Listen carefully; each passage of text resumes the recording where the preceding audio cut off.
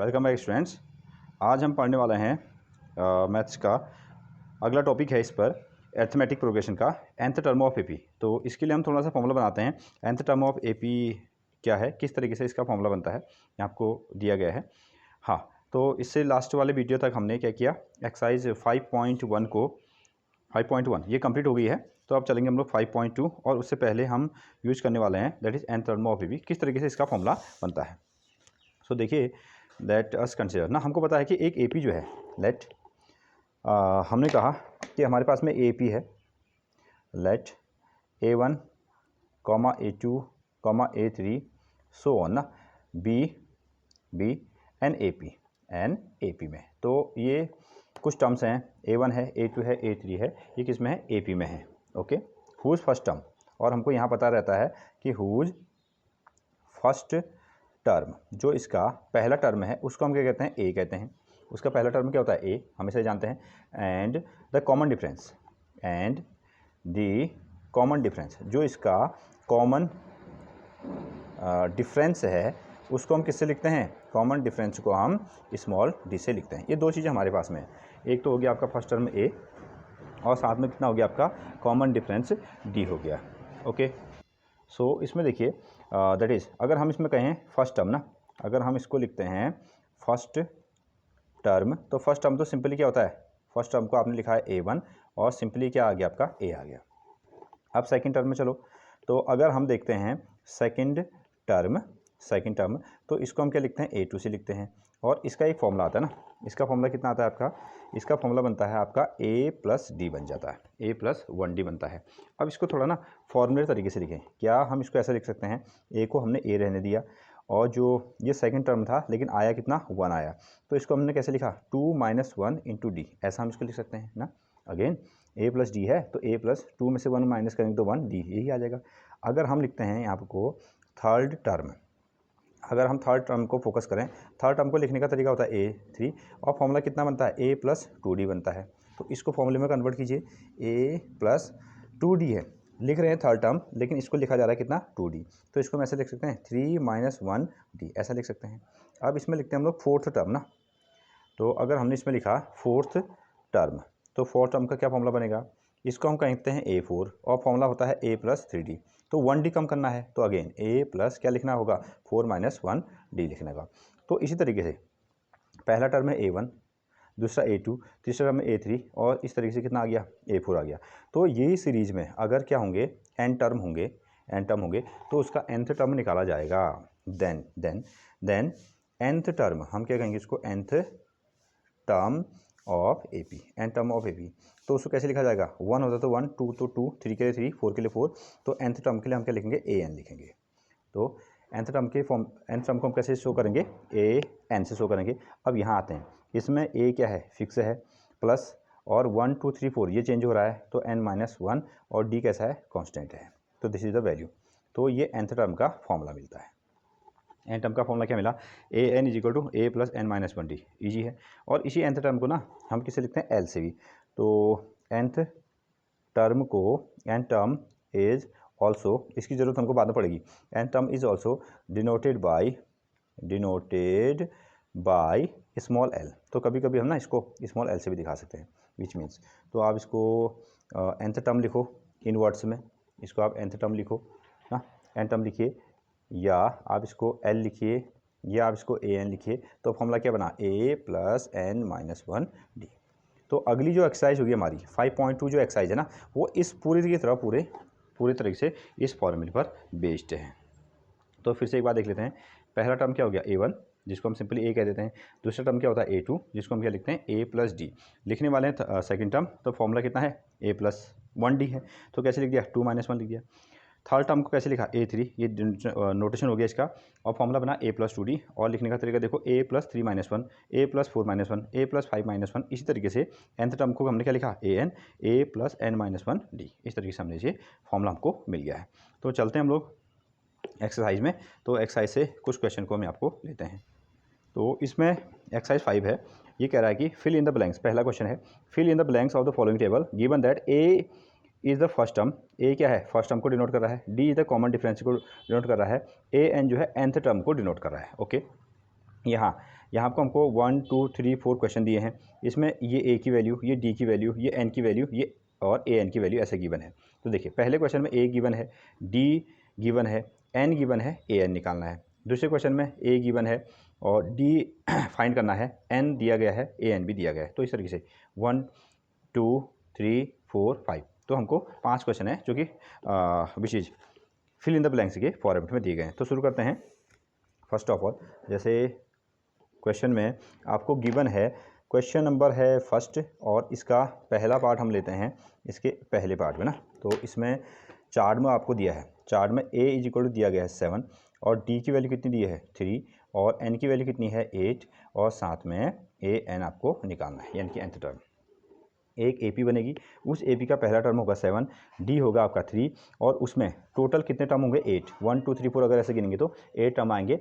और A N का मतलब क्या हो गया, लास्ट टर्म कह दो इसको या nth टर्म कह दो।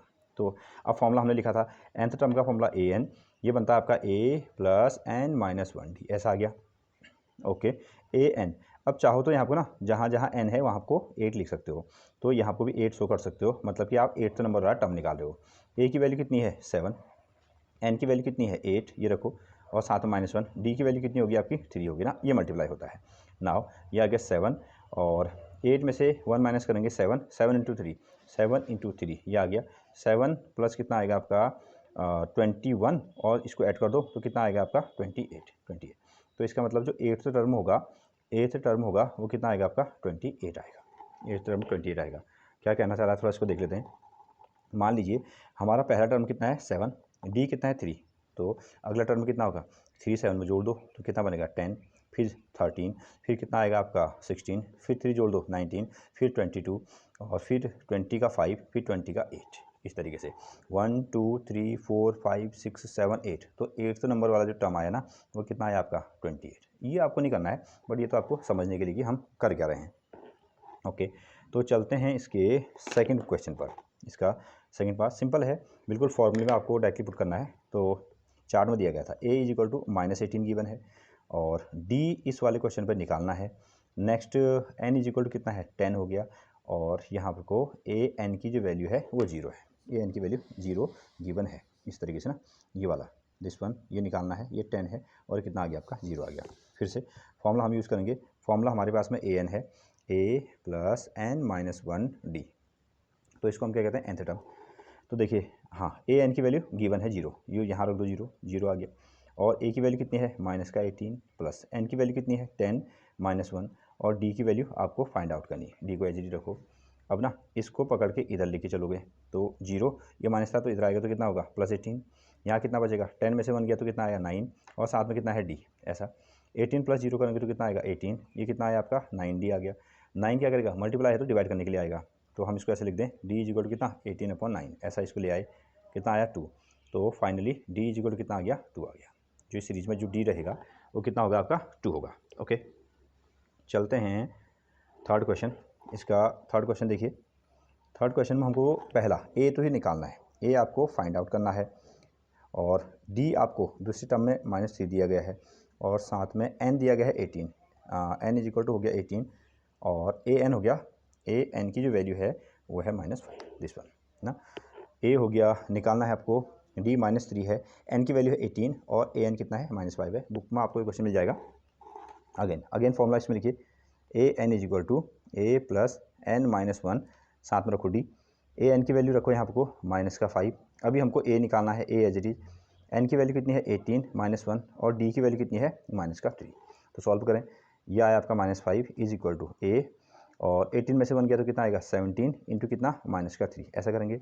अच्छा, इसको सिंप्लीफाई कर लेते हैं, यह आया आपका -5, यह आ गया ए प्लस और माइनस, यहाँ नंबर के साथ मल्टीप्लाई और साइन के साथ मल्टीप्लाई, प्लस और माइनस का कितना आएगा माइनस, और 17 को 3 टाइम मल्टीप्लाई करेंगे तो कितना आएगा आपका 51 आएगा। अब ये नंबर को पकड़ के इधर ले जाओ, इधर यहाँ कितना है -5, ये -51 था ना, इधर आएगा तो कितना हो जाएगा आपका प्लस का 51, इधर कितना बच जाएगा आपका ए बचेगा, इसमें से इसको माइनस कर दो, कितना आ गया 46। तो ए की जो वैल्यू है वो कितनी है 46 है। इस तरीके से हम इसको बना सकते हैं। ओके, तो चलते हैं हम लोग अगले क्वेश्चन पर। तो ये क्वेश्चन का फोर्थ पार्ट है, ए गिवन है और साथ में डी गिवन है, एन हमको फाइंड करना है और ए एन आपको गिवन है ना। तो फॉर्मूला हमारे पास में एक ही है, कौन सा nth टर्म का ना, तो मैंने यहाँ लिख दिया a d n find out करना है और a n हो गया। तो nth टर्म का फॉर्मूला लिखिए a n is equal to a plus n minus 1, साथ में आएगा d। nth टर्म का फॉर्मूला कितना आ गया 3.6, a की वैल्यू कितनी है माइनस 18.9 प्लस n माइनस 1 साथ में कितना आ गया d ना, ये हो गया आपका 2.5, जिसमें ऐसा लिख देते हैं थोड़ा सा। अब इसको यहाँ लाओगे तो कितना हो जाएगा प्लस, ये आएगा 3.6, ये माइनस का इधर आएगा प्लस, तो 18.9 ऐसा आएगा। अगेन ना यहाँ बनेगा आपका n माइनस 1 इंटू 2.5, ये बना। तो इनको ऐड कर लो, 9 और 5 ये कितना आएगा 9 और 6 का कितना आएगा 15 का 5 कैरी 1, ये 9 और 9 और 3 कितना हो जाएगा 12 का 2 कैरी 1 और 1 और 1 कितना हो जाएगा 2 ना। तो अगेन ये दिख भी रहा है 18.9 जोड़ेंगे इतना तो इतना समथिंग आएगा, ये आ गया is equal to n minus 1 into कितना 2.5। ये जो मल्टीप्लाई होगा ना इसको डिवाइड करने के लिए आएगा 22.5 अपॉन कितना 2.5 is equal to n minus 1 आ गया। अब एक तो हम क्या करते हैं इसका डेसिमल और इसके डेसिमल को उड़ा देते हैं ना। हाँ अब 25 से इसको डिवाइड करो तो 25 9 जा, इससे हमने इसको डिवाइड किया तो कितना आया 9 टाइम, तो n माइनस 1 विच इज, अब ये नंबर जो है ना इधर ऐड होने के लिए आएगा 9 plus 1 is equal to n, तो n की वैल्यू कितनी आ गई आपकी 10। तो यहाँ पर को जो nth टर्म है, nth टर्म जो हमको कितना दिया था 3.6, और वो कौन सा नंबर है nth नंबर है, यानी कि 10वां नंबर 10 नंबर की सीरीज होगी ये। इसमें लास्ट वाला नंबर कितना होगा 3.6 होगा, उसका a इतना होगा d इतना होगा। तो इसका फिफ्थ पार्ट देखिए, a गिवन है 3.5, d 0 है और n हो गया, इसमें 105 टर्म्स हैं, तो 105 टर्म्स का लास्ट वाला नंबर कितना होगा। तो फॉर्मूला है a n is equal to a plus n minus 1 that is d, a n find करना है। तो ये आया a की वैल्यू है 3.5 प्लस n माइनस 1, n कितना है 105 माइनस 1 है, हाँ 105 ही है ओके। d की वैल्यू कितनी होगी, d की वैल्यू होगी 0, तो ये तो आसान हो गया ना। 3.5 प्लस इसमें से माइनस कर दो इसको, ये 104 इंटू कितना आया 0, और ये 104 को 0 से मल्टीप्लाई किया तो कितना आ गया 0 आ गया, तो कितना बच रहा है 3.5। तो लास्ट वाला जो टर्म होगा हमारे पास में वो कितना आएगा 3.5 हमारे पास में निकल के आने वाला है। तो ये था आपका क्वेश्चन नंबर फर्स्ट ना, क्वेश्चन नंबर फर्स्ट। ये चार्ट को हमने इसमें बनाया है, तो आप चाहें तो चार्ट जैसा ही बना सकते हैं, बट फाइनली इतना ही निकालना है। तो इसमें एक ही फॉर्मूला पर जो हमारे पास में nth वाला फॉर्मूला है ना, that is a N is equal to A plus n minus 1 d, यही फॉर्मूले पर पूरी एक्सरसाइज हमारी खत्म हो जाएगी। सो ये है हमारा क्वेश्चन नंबर 2। ये कह रहा है choose the correct choice in the following and justify. Okay, यहाँ question number first 30 term of this A P is, ये कह रहा है कि इस ए पी का 30 टर्म कितना होगा। ऑप्शन भी हमको दिए गए हैं, तो कोई ऐसा खास क्वेश्चन नहीं है, तो हमको 30 नंबर का टर्म निकालना है। ए पी हमारे पास गिवन है, उसका 30 नंबर का टर्म। तो ए पी को देख के हमको क्या मिला, ए मिल गया, कितना आ गया 10, और डी मिल गया आपको 7 में से आप 10 को माइनस करो कितना आएगा -3, ये आपकी डी पास में डी है। 30 टर्म अगर हमको लिखना है 30 टर्म, इसको मैं क्या लिख सकता हूँ ए 30 भी लिख सकता हूँ, और फॉर्मूला पता है ना ए प्लस कितना 29 डी। ओके दिस वन, हाँ ए की वैल्यू रखिए, ए कितना है आपका, ए हो गया आपका 10 प्लस ये आएगा 29,